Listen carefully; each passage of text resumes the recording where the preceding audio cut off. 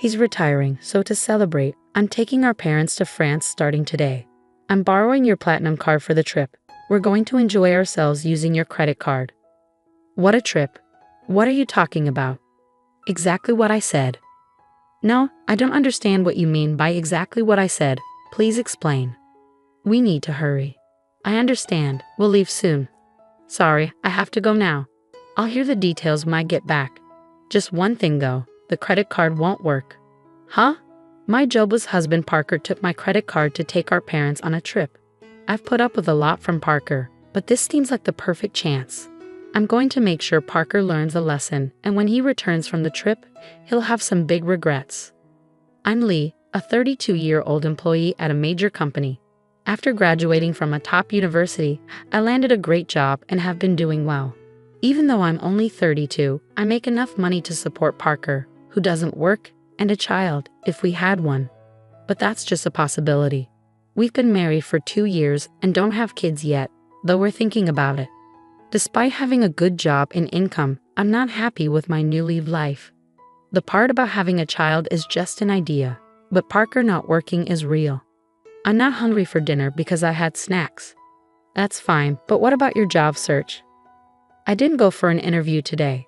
I just stayed home looking at job websites. Parker quit his job a year ago and has been looking for work since then. Actually, he's been doing part-time jobs but doesn't keep them for long.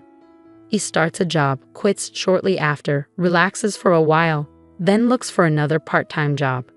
You're looking at part-time jobs again, aren't you? I'm looking at both full-time and part-time. Why don't you stop looking for part-time jobs and focus on finding a full-time position? I know, but there is a right time for everything. I wish Parker would find a steady job, but there's a reason he can't be pushed too hard. He quit his last job because of a conflict over work policies with his boss. That boss was notoriously difficult. Parker stood up to him as the office representative with his colleagues' support. But when the conflict escalated, his colleagues sided with the boss, not Parker. As a result, Parker lost his boss's approval, felt betrayed by his colleagues, and found it hard to stay, so he left the company. Parker, dinner's ready. Can you bring it here? After quitting his job, Parker became withdrawn, staying in his room. After about 2 weeks, he began to come out and help with household chores. I'll do the dishes. Really? Thanks. Then it's all yours. Yeah, I've got plenty of time. Parker joked, but his smile didn't seem genuine. Yet, another 2 weeks later, he started looking for a new job. I have an interview today. Is it your top choice? Yeah, I'm going to nail this one and make a fresh start. I'm rooting for you. Do your best. A month after quitting his job, Parker started looking for work more seriously. But even after another month, he couldn't find a job. Why do they keep rejecting me? It's all because of my last company. Don't lose heart. You'll find something good. Of course, I'm frustrated. I didn't do anything wrong. Parker may not be completely blameless, but what happened at his previous job wasn't entirely his fault either. However, quitting due to interpersonal issues doesn't impress potential employers. It feels like nothing I do is right anymore. That's not true. You have an interview tomorrow. Let's update your resume. It's pointless. I'm not going to that interview. Repeated rejections took a toll on Parker, and eventually he became defiant. One day, I returned home to find torn-up resumes scattered on the living room floor, knowing his interview hadn't gone well. Carefully choosing my words, I said, "Can you throw that trash in the bin? I'm done." Done with what? Job hunting. We can manage on Layla's income, right? I don't need to work. It was true, we could get by on my salary alone. Some people choose not to work and excel as full-time homemakers, but that wasn't Parker's situation. He seemed to be avoiding reality. Understanding his reluctance after his rough experience at his last job and the fruitless job search, I decided to be patient with him for a while. Parker, you still haven't found a job. What's your plan? I've worked hard in the past. This is just a long break. I'm not just sitting around, I'm preparing for the future. That's good to hear. Living near my in-laws, Parker's mom, my Layla, and dad, Nicholas, started visiting us more after he quit his job. They were probably worried about him. When they heard Parker was preparing for his next job, they seemed relieved, but that was far from the truth. The beer's running out today. Can you grab some on your way home? It's running out again? You drink too much? Try to cut back a bit. Fine, I won't ask again. I'll get it myself. Parker wasn't studying or job hunting. He spent his days watching TV and drinking beer. He probably didn't want others to know he was unemployed. I decided not to tell my in-laws the truth to spare Parker's feelings, even though he hadn't looked for a job in over 3 months. Finally, I decided to bring it up. Parker, maybe it's time to start job hunting again. You seem more settled now. What? It's only been 6 months since my last job. You want me to work again after what happened? I just think the break has been quite long. Stop nagging. You can't understand my feelings when your job is going well. I have my own struggles, you know. Everyone faces work problems and relationship issues. We can work through this together. I understand. I'll start looking for a job, okay? Parker walked out during our conversation. My words seemed to have hurt him, but his agreement to job hunt felt like progress. I planned to apologize when he felt better. I got a job because you pushed me. That's great. Where? At a nearby supermarket. So you'll need to learn and work hard, right? It's just part-time. No need to work too hard. Part-time or not, any job is important. Do you have a problem with that? I wanted to say more to Parker, but I decided to see how even a small step like this could help him recover. I chose to wait and observe. I'm home. Parker, you're back. How's the job at the pub? I quit the supermarket part-time. Why? It hasn't been that long. A college student there was being bossy, always telling me to put the vegetable boxes at the bottom in storage. It felt like harassment. That student was probably just showing Parker how to do the job.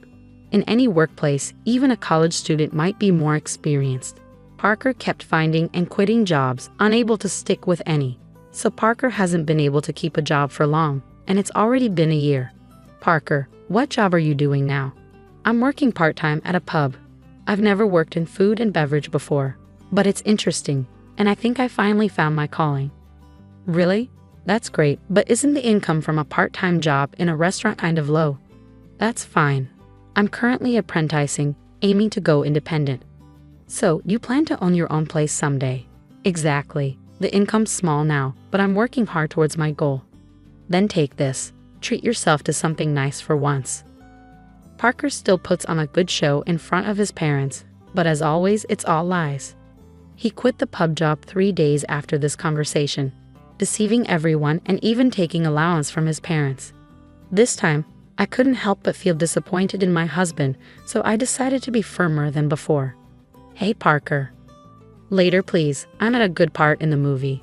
You can pause it. I grabbed the remote control from the table, paused the movie, and started a conversation. It's frustrating when you pause at the best part. What is it? Parker, you're 35 now, right? You know that's prime working age. Don't you think about the future? Spending all day at home, drinking, and just watching TV. The future? There are plenty of 35-year-olds not working. Many people enjoy life without a job. True, work isn't everything, but those people have something else they're dedicated to. Do you have something like that? Yeah. I know you're upset about me not working. I'll look for another part-time job. Parker seems set on only working part-time. Considering his reasons for leaving his job and his struggles with job hunting, I've been careful not to upset him. But it's time for Parker to get back on track. I need to be firmer. One day at work, I received a text from Parker. Dad's retiring, so we're going to France to celebrate starting today. I'm borrowing your platinum card.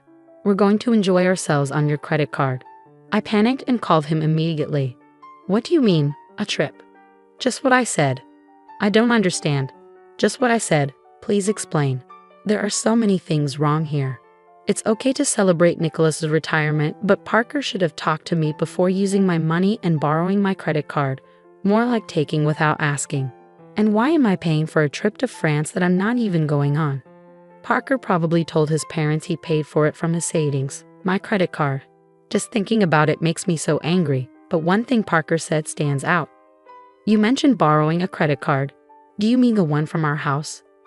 Yeah, why? I do have a platinum card. Some people think you need a high income for it, but that's not true. Credit history, stable income, and other factors matter, and you can get one in your 30s. It has a high annual fee, but I use it for the benefits and points.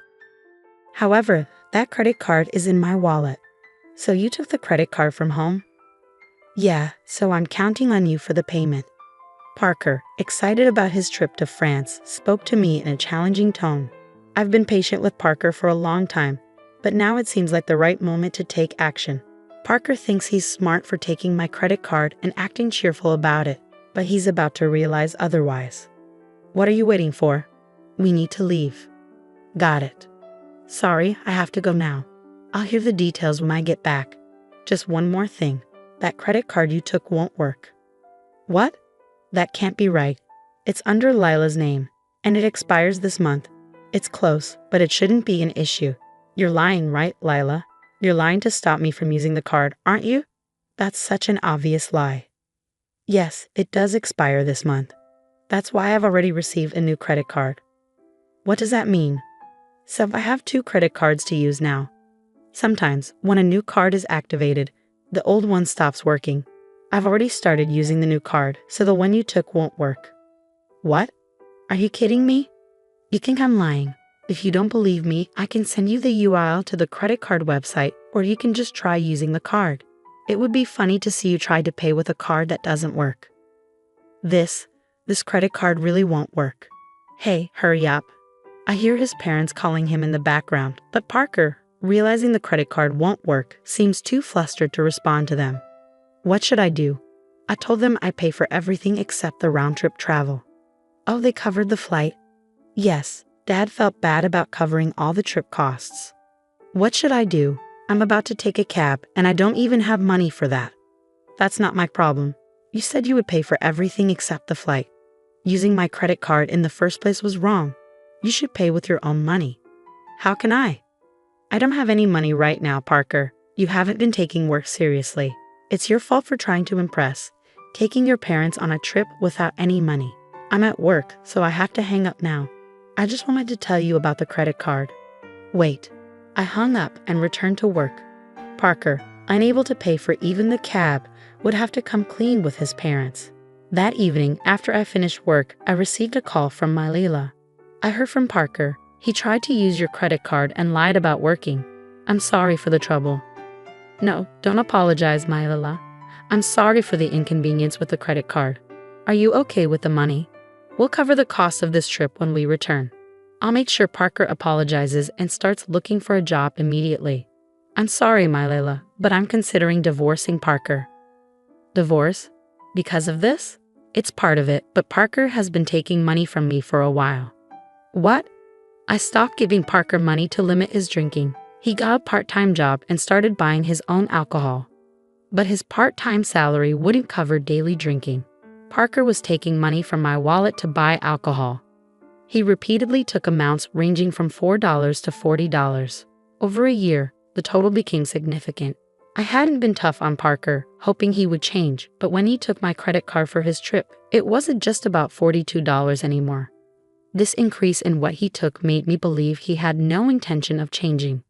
I understand. Should I inform Parker about the divorce? Could you just tell him I want a divorce? We'll discuss the rest when he gets home. About an hour later, the next morning after my conversation with my Leila, Parker called. He must have learned about the divorce from my Leila, though I had asked her to wait until he returned to discuss it. Feeling drained, I chose not to answer his call. When I returned home from work that evening, I found Parker already there. He had cut his trip short. I'll start working seriously now. Please don't leave me, he pleaded as soon as I entered the living room. Seeing Parker, he'd immediately apologized. His remorse seemed genuine, but it came too late. He had a whole year to change, yet he was asking for another chance now. Despite my repeated warnings, he had wasted every opportunity. I'm not going to give Parker another chance because he gave up on me. My decision is final. Can you leave? Please don't say that. If you won't leave, should I move out? Only if you can afford the rent here. Parker fell silent. He didn't even have the money for next month's rent, let alone any income. My words and the reality of the impending divorce seemed to sink in for him. With nothing to take, Parker appeared to leave the house, likely heading to his parents' place. I briefly considered asking if he had money for transportation, but Parker isn't a child. He should handle his own affairs. Sadly, I watched him go. After leaving our house, Parker went to his parents' home. Later, I received a call from my Layla. They allowed Parker to stay for one night but asked him to leave the next day. They were concerned he might become too dependent on them if he stayed longer. It must have been tough for them as parents to make this decision, but they felt it was necessary for Parker's sake. Cast out by his parents, Parker returned to our house, pleading with me. "Please help me. I've got nowhere to go and no money." That's the result of your own actions. You need to handle this yourself. Everyone faces difficulties, and while it's okay to seek help sometimes, all you've done in the past year is neglect your responsibilities and do as you please. I didn't allow Parker into the house and turned him away from the doorstep. The divorce eventually went through. Parker was hesitant, but with his parents' support, it happened faster than expected.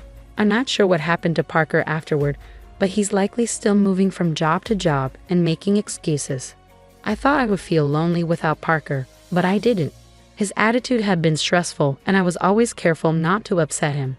No longer needing to accommodate him, I've been living more comfortably. Unconsciously, our life together was a burden.